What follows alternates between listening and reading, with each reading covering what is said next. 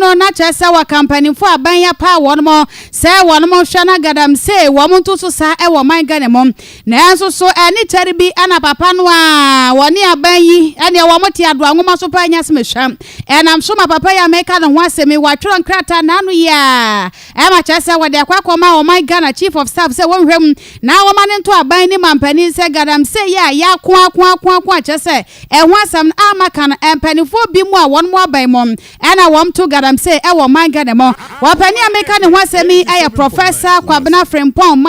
Boateng ena chese me de ne ho asem e to dwa na papa report no wa chechire mu pa abo edin ahodo bi e wa ba we mu a chese wo mo ka ho bi ntina Galamsey aba we awie hinam so na so steady ya da so e to Galamsey e wo man Ghana mo ensemi beto dwa Ghana de hye dodo na achira dwen e wo hom e ma mampani dada John Dramani Mahama so aprobe yad na kopie mo e wo Western North Mantemotano so e na wode ensemi eto dwabra wo kwosre eto ahene ne asi ahene fo se ebra so a wo mto abama no na wonto franka ma NDC amanyoko no mampani dada John Dramani Mahama wakani pray enye pray fa wo kirem se sa aban we kase wo to Galamsey asepa wo man Ghana mu a woni nyina so bia ya chese obetimi akama Ghana fo de ho ato so se wo to Galamsey ase e wo man Ghana mu enam se Galamsey msem no ankasa no aban we waye mu emam ezo ye bibia asanichi baye na wotwe menu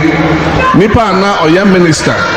ana Galamsey nsem ne adeade o hwe so o si ano ne adeade ono kasa abekase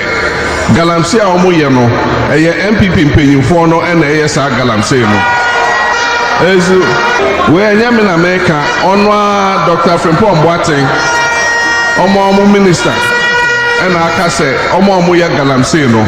eye MPP mpanyimfo no ebi wo Jubilee House na omo ye wo enti wo hwa every MPP ba aban ebetra aban mu ye kwaya na ye makwan ema obi antimi nra kwaye bu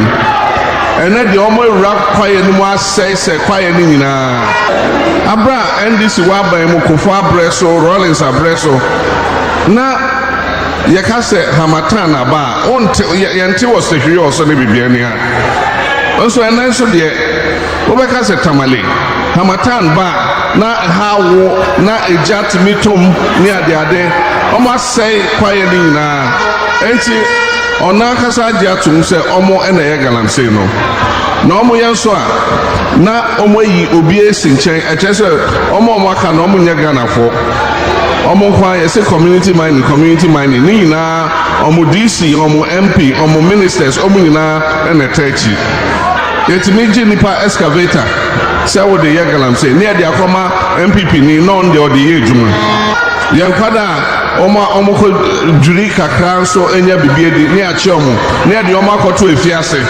meanwhile empanyimfo no de omo ye nso obi entimi nchi omo Wei aya mampani dada John Dramani Mahama ne sama wakadi afa ba wei ni na memu ho enkanka ene Galamsey sensam ho e wo man Ghana mo bra wa nani kire mo e wo Western North Mantemotano so ena no wagina wode sansemi eto edwa ene ye da so gina sansam kro ya mu na nya de aye furu baako kro etumirikai na bra ni mokrata no so Facebook page no so sa wakoma 87.9 FM so na bra JDM bosu kena bosu baako pe na no si